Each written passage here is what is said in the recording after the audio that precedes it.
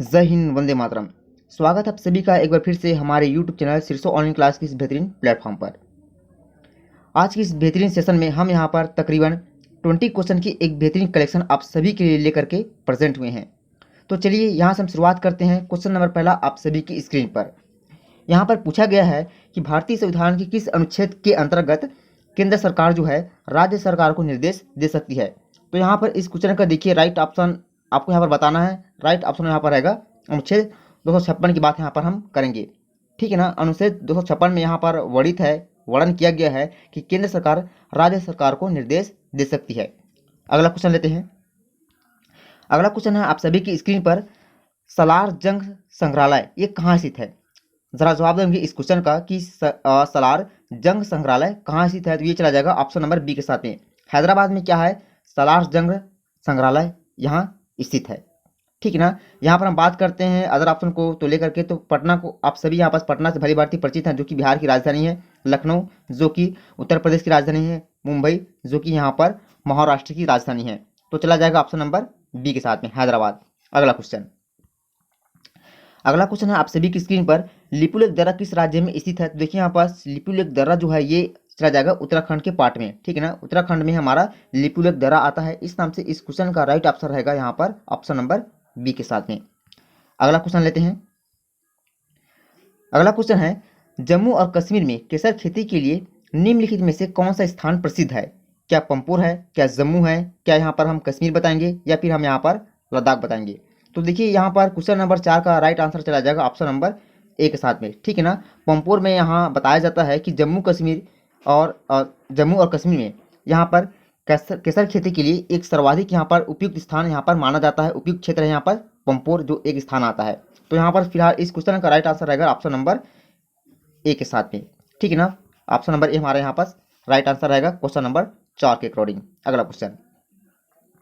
अगला क्वेश्चन है यहाँ पर, 1857 ईस्वी का स्वतंत्रता संग्राम एक सैनिक क्रांति थी, किसका कथन है। तो यहाँ पर देखिए हम यहाँ पर क्या जेम्स ऑटम बताएंगे या फिर एस.एन. सेन बताएंगे या फिर L.E.R. रोज बताएंगे या फिर हम सर जॉन लॉरेंस बताएंगे। तो यहाँ पर इस क्वेश्चन का राइट आंसर चला जाएगा ऑप्शन नंबर ए के साथ में। सर जॉन लॉरेंस ने 1857 ईस्वी का जो युद्ध हुआ था, जो संग्राम हुआ था, उसको एक सैनिक क्रांति की यहाँ पर कथन इन्होंने कहा था, कथन के रूप में अस्तित्व में लाया था। ठीक है। तो यहाँ पर फिलहाल इस क्वेश्चन का right answer option number A के साथ में हम यहाँ पर सही लगाएंगे। अगला क्वेश्चन लेते हैं। भारत की प्रथम बहुउद्देशीय परियोजना नदी घाटी कहाँ पर स्थित है। देखिए बेहतरीन क्वेश्चन है आप सभी के लिए, एकदम वेरी वेरी मोस्ट क्वेश्चन रहेगा, टॉप लेवल क्वेश्चन आप सभी के लिए यहाँ पर। तो इस क्वेश्चन को आप यहाँ बिल्कुल जो है साथ कॉपी में मेंशन जरूर कर लेंगे। भारत की प्रथम बहुउद्देशीय नदी घाटी परियोजना स्थित है, ये चला जाएगा ऑप्शन नंबर सी के साथ में। जो दामोदर नदी घाटी परियोजना है, ठीक है ना, दामोदर नदी घाटी परियोजना है, ये है भारत की प्रथम बहुउद्देशीय परियोजना के अंतर्गत ये गिना जाता है। तो ऑप्शन नंबर हमारा यहाँ पर 6 के अकॉर्डिंग ऑप्शन नंबर सी यहाँ पर बिल्कुल सही रहेगा।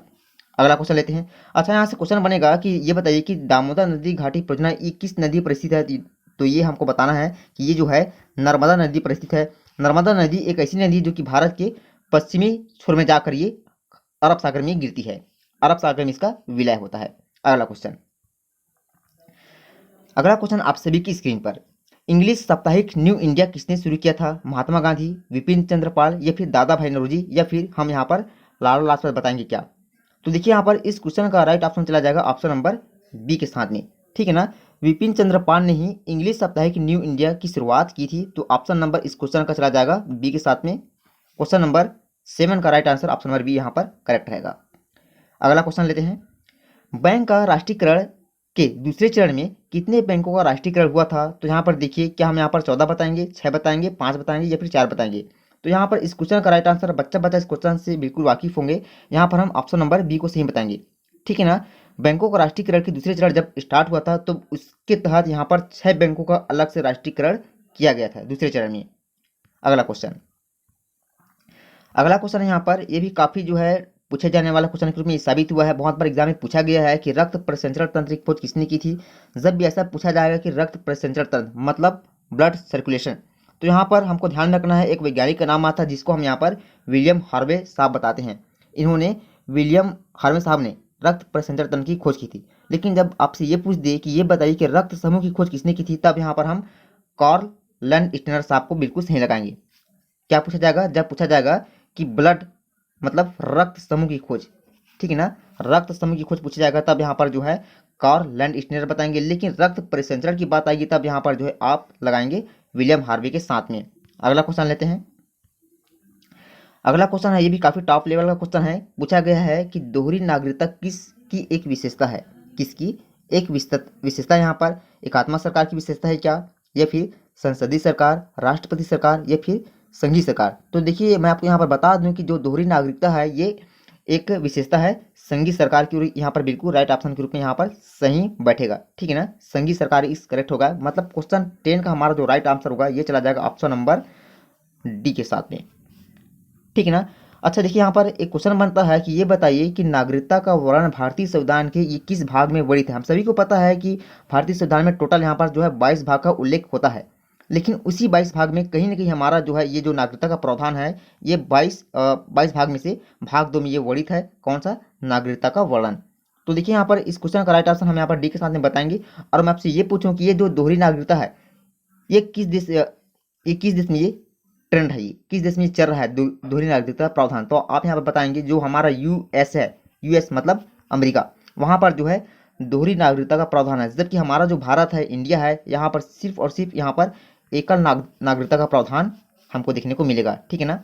अगला क्वेश्चन, 1 रुपए का नोट जारी कौन करता है? क्या भारत सरकार, रिजर्व बैंक ऑफ इंडिया, वित्त मंत्रालय, या फिर भारतीय स्टेट बैंक के साथ में? तो देखिए यहाँ पर सिंपल सा क्वेश्चन है, आप सभी को बताना है। काफी बच्चे यहाँ पर उलझने पड़ेंगे, या तो यहाँ पर रिजर्व बैंक ऑफ इंडिया लगाएंगे, या फिर वित्त मंत्रालय भी लगा सकते हैं, या फिर भारतीय स्टेट बैंक लगा सकते हैं। लेकिन मैं आपको यहाँ पर बता दूं कि 1 रुपए का नोट जारी करने के लिए आपको सिर्फ ऑप्शन में यहाँ पर ऑप्शन नंबर 1 को यहाँ पर बिल्कुल सही लगाना। भारत सरकार ही 1 रुपए का नोट जारी करता है।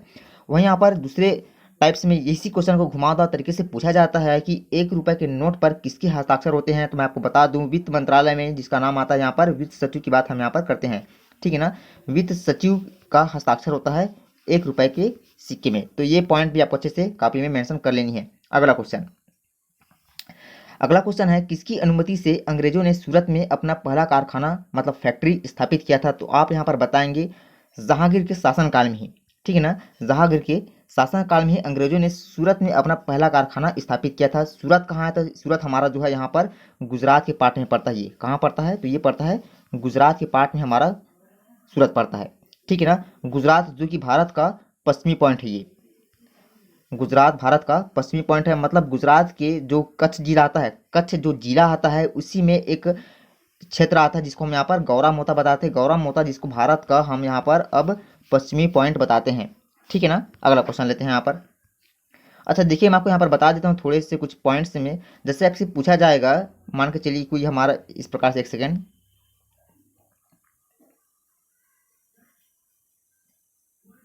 चलिए ये क्या होगा, भारत का मैप होगा। आपसे पूछा जाएगा कि भारत का उत्तरी पॉइंट कौन सा है, भारत का पूर्वी भारत का यहाँ पर जो है दक्षिणी पॉइंट कौन सा है, ठीक है ना। उत्तरी पॉइंट, दक्षिणी पॉइंट, इसी प्रकार पूर्वी पॉइंट, इसी प्रकार यहाँ पर पश्चिमी पॉइंट। तो देखिए यहाँ पर भारत का उत्तरी पॉइंट के रूप में आपको यहाँ पर बताना है। एक होता है यहाँ पर इंदिरा कॉल, ठीक है ना, जो कि भारत का उत्तरी पॉइंट के रूप में जाना। दक्षिणी पॉइंट के रूप में आपको यहाँ पर बताना है इंदिरा पॉइंट, यहाँ पर होता है इंदिरा पॉइंट। इसी प्रकार यहाँ पर आपको बताना है कि पूर्वी पॉइंट कौन सा, तो पूर्वी पॉइंट के रूप में आपको यहाँ पर वातांगू या फिर किप्तू बताना है, ठीक है ना, वातांगू या फिर किप्तू बताना है। वही पूछा जाएगा कि भारत का पश्चिमी बिंदु मतलब पश्चिमी पॉइंट्स कौन सा है, तब आप यहाँ पर जो बताएंगे, मैंने आपको बताया है गौरा मेहता जो कि गुजरात के कच्छ जिला के अंतर्गत मिलता है।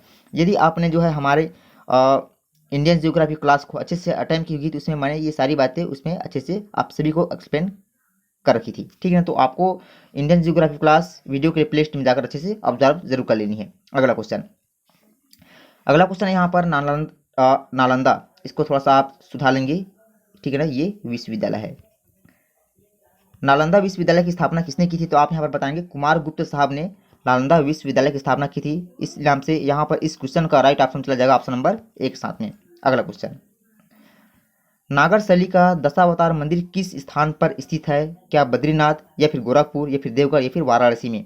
तो देखिए यहाँ पर इस क्वेश्चन का राइट आंसर ये चलेगा ऑप्शन नंबर सी के साथ में। नागर शैली का जो दशावतार मंदिर है ये देवगढ़ एक क्षेत्र है जहाँ पर ये स्थित है, नागर शैली का दशावतार मंदिर। आप मुझे बताएंगे यहाँ पर कि दशावतार मंदिर भारत के किस राज्य में स्थित है, ठीक है।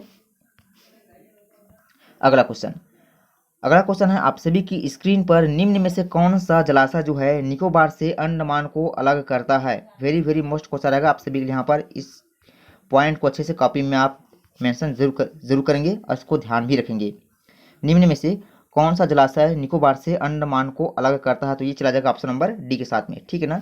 जो 10 डिग्री चैनल है यही क्या करता है, निकोबार से अंडमान को अलग करता है। निकोबार द्वीप समूह ये भारत के किस पार्ट में पड़ता है, ठीक है ना, किस पार्ट में पड़ता है, मतलब पूर्वी पार्ट में कि पश्चिमी पार्ट में, आप मुझे यहाँ पर कमेंट सेक्शन में इसका आंसर जरूर बताएंगे।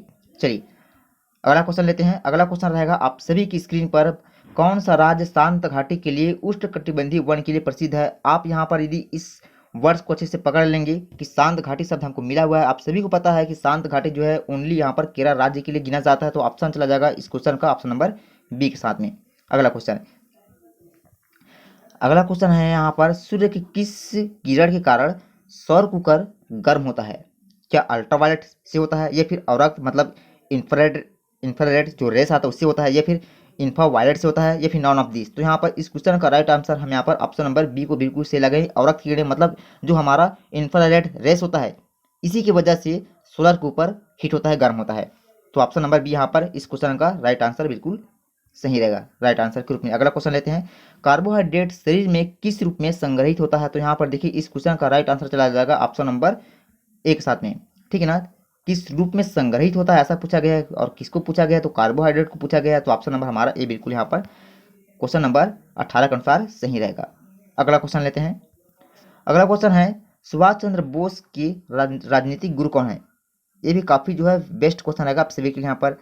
यहाँ पर देखिए हम यदि आपसे ये पूछें कि ये बताइए कि गोपाल कृष्ण गोखले कौन है, तो आप सभी को पता है, ठीक है ना। मैंने कई बार इस क्वेश्चन को रिवाइंड भी कराया है आप सभी के लिए, तो उसमें मैंने आपको बताया है कि गोपाल कृष्ण गोखले ये जो है महात्मा गांधी के राजनीतिक गुरु के नाम से ये जाने जाते हैं, ठीक है ना। उसी प्रकार यहाँ पर हम सुभाष चंद्र बोस की बात करते हैं, तो इसका यहाँ पर जो राइट आंसर होगा ये चला जाएगा देश बंधु चित्तरंजन दास के साथ में। ध्यान रखेंगे जो चित्तरंजन दास साहब थे इनको जो है देश बंधु की उपाधि मिली हुई थी, ठीक है। तो ऑप्शन नंबर फिलहाल रहेगा ऑप्शन नंबर बी के साथ में।